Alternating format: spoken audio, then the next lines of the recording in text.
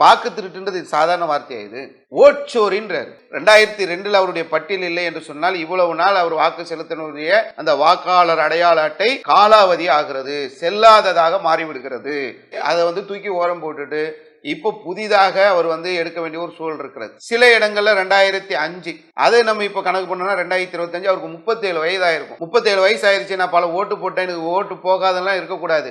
2005 dead list, அதுக்கு முன்னாடி வாக்காளர் அந்த பட்டியலில் நம்ம பேர் இல்லை என்று சொன்னால் நாம் புதிதாக இணைக்கக்கூடிய ஒரு வேலையை தான் செய்ய வேண்டிய ஒரு சூழலை ஏற்படுத்தி இருக்கிறார்கள்.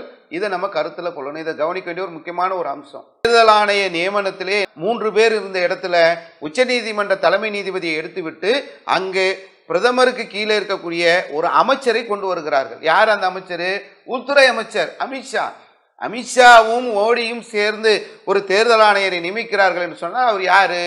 இவங்க 2 பேரை பற்றி ஒட்டுமொத்த உலகத்துக்கே தெரியும். இவங்க யாரு, இவங்களுடைய நிலைகள் என்ன, ஒவ்வொரு தேர்தலுக்கு பின்னாலும் நடந்த குதிரை பேரங்கள் என்ன, ஆட்சி மாற்றங்கள் என்ன, அரசியல் தகுடுதாளங்கள் என்ன, எல்லாருக்குமே தெரியும்.